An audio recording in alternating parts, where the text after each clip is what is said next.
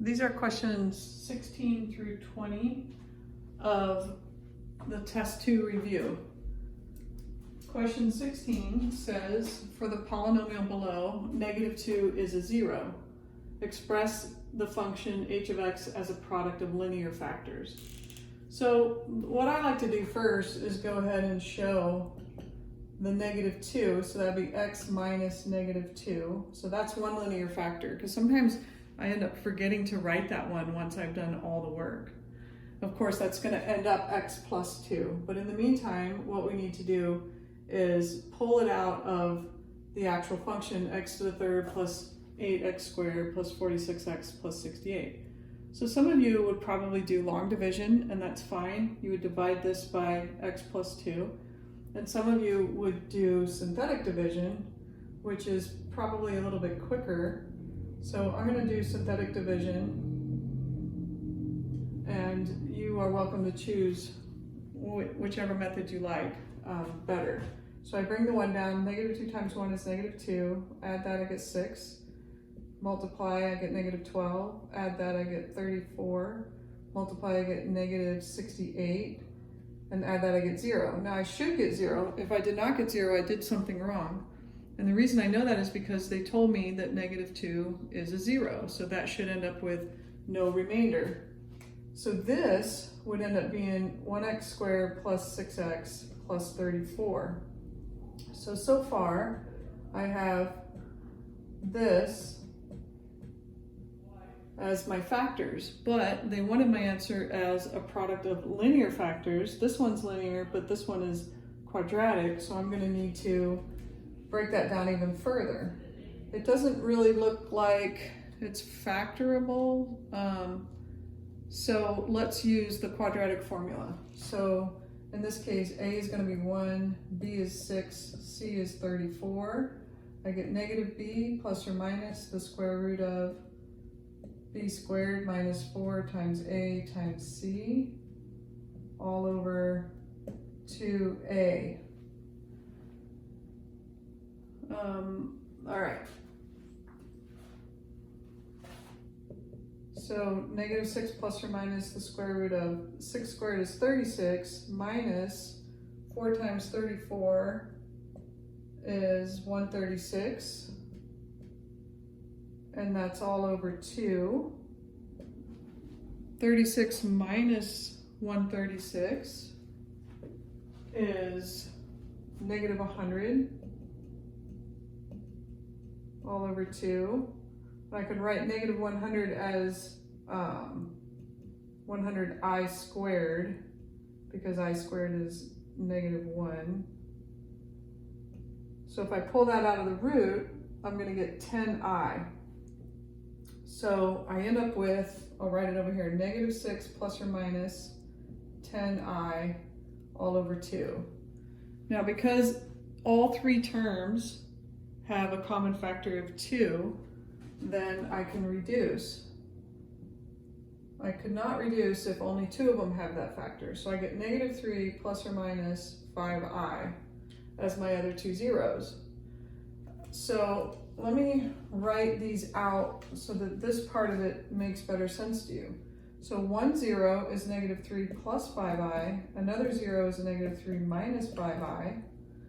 When I had my 0 of -2, what did I do? I did x minus the -2. So in these cases, I'm going to go x minus each of these. And so they're going to end up as my linear factors. So my final answer looks like this.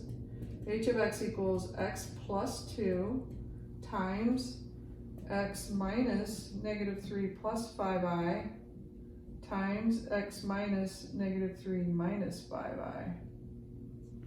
And that's how you would type it in.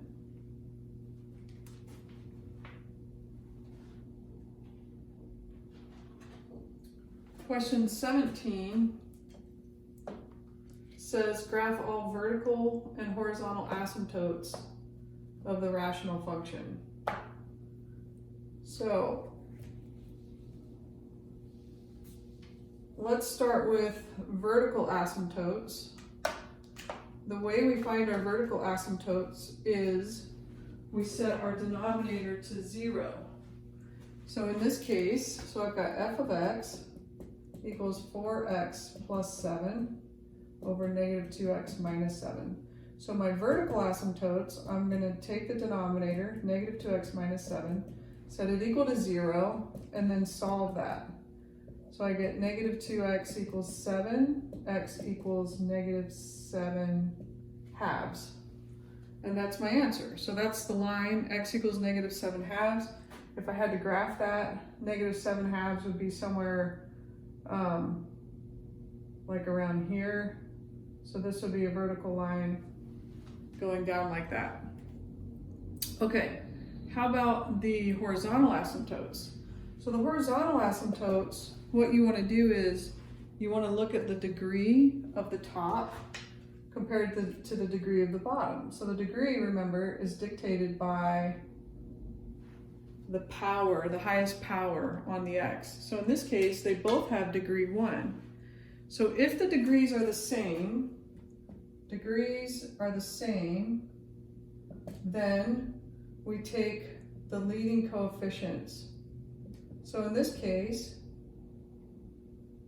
I get y equals, for horizontal asymptote, it's always going to be y equals, and my leading coefficients are 4 over negative 2. 4 over negative 2, which you can then write as y equals negative 2, just by simplifying it. What else could it have been? What if the degree of the top was less than the degree of the bottom? So if this had been 4x, but this had been 2x squared, then your answer would have been y equals 0. Oh, every time. If the top is smaller than the bottom, then it's always y equals 0. If they're the same, then you take the leading coefficients. You're asking, what if the top is bigger? Then it's not a horizontal asymptote, it's a slant asymptote, but they're not asking you to solve those, so don't worry about it. All right, let's look at question 18. It says, solve the following inequality. Okay, so these are a little lengthy. They're really not too hard, but there's a process to them that you're gonna wanna commit to memory. And when do I do this? I do it when I've got x's being multiplied and it's also an inequality. So this is the step-by-step process. So I have x minus 3, x plus 1 squared, x minus 8 greater than or equal to 0. So the first thing I do is I identify my zeros. So I have a 0 at 3, negative 1, and positive 8.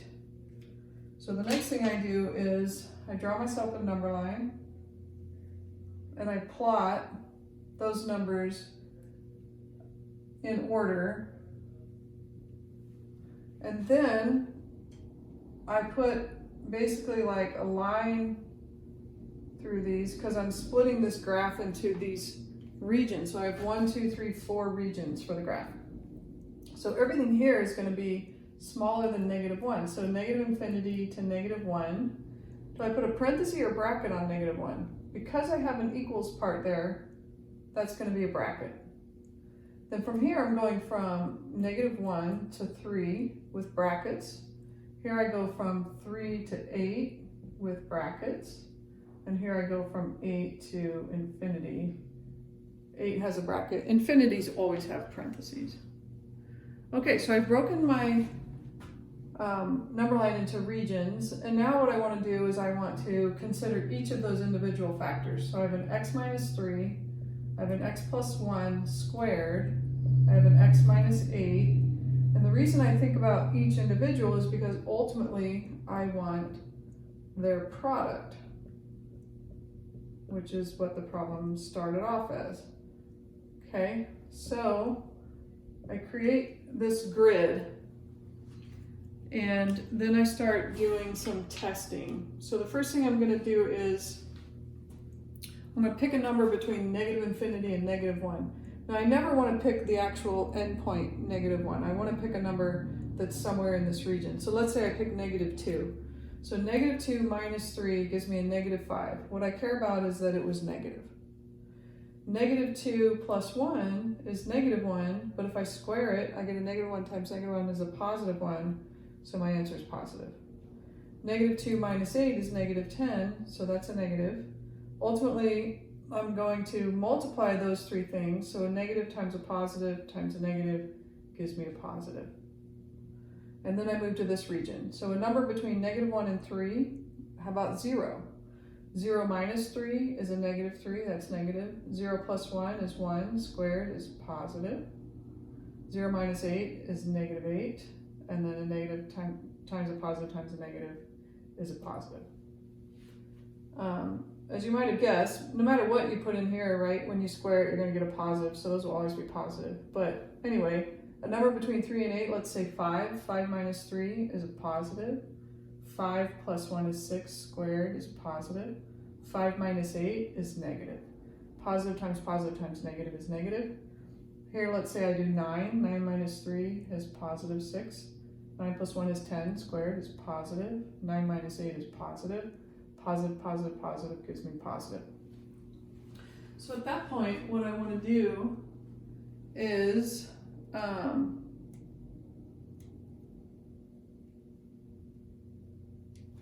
think I made an error here. What did I put here? 0 minus 3 is negative. Positive. 0 minus 8 is negative. No, I got that right.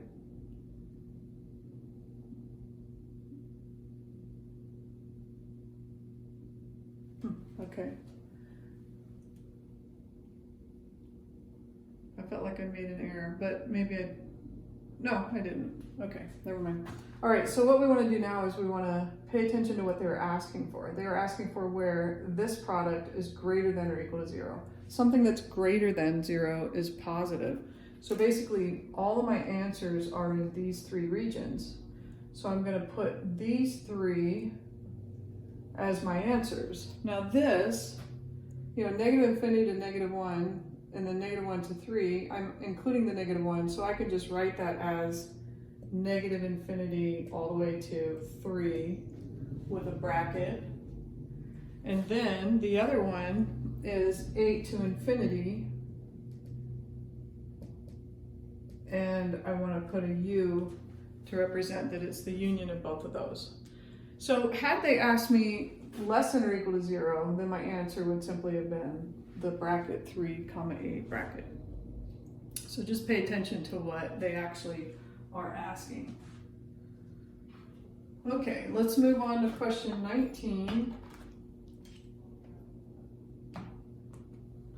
And 19 is what we call a variation question. And this question says, suppose that the number of cars manufactured at an automobile plant varies jointly as the number of workers and the time they work. So what I like to do is I like to go through and kind of highlight the main words that I care about. So suppose that the number of cars manufactured at an automobile plant varies jointly. So what varies? The number of cars, right? Cars varies jointly as the number of workers and the time that they work. So that first sentence gives you the main words that you want. And I like to use, if I can, the leading letter for each topic. So cars, I'm going to use a C. Varies translates as equals K. So whenever you see the word varies, you're going to put equals K.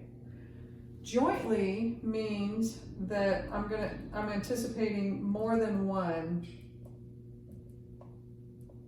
variable coming after it. So, and in fact, they do give me two. They give me workers and time.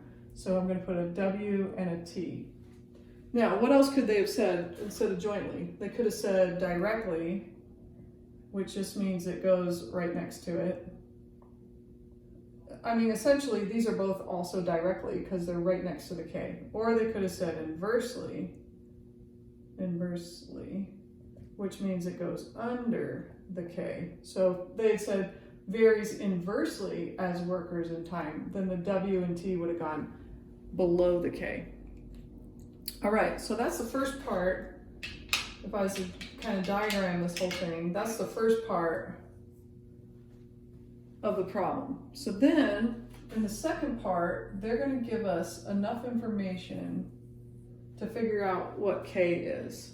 So they say if 220 workers, so my workers is 220, can produce 198 cars, so my C is 198, I don't know what K is, in 5 hours, so I'm going to times that by 5, then that's enough information for me to find K.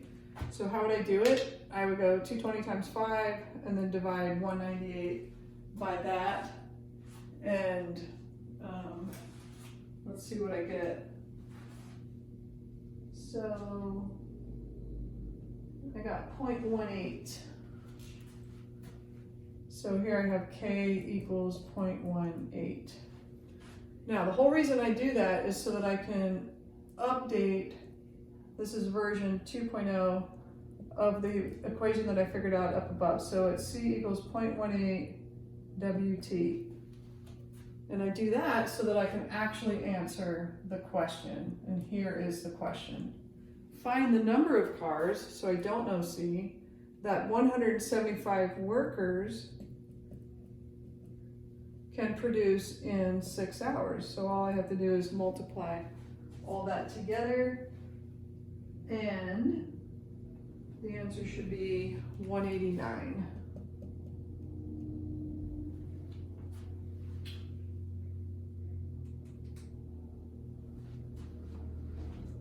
Okay, so the last question on this section is number 20, and it says, a can of soda is placed inside a cooler. As the soda cools, its temperature, T of X in degrees Celsius, is given by the following function, where X is the number of minutes since the can was placed in the cooler.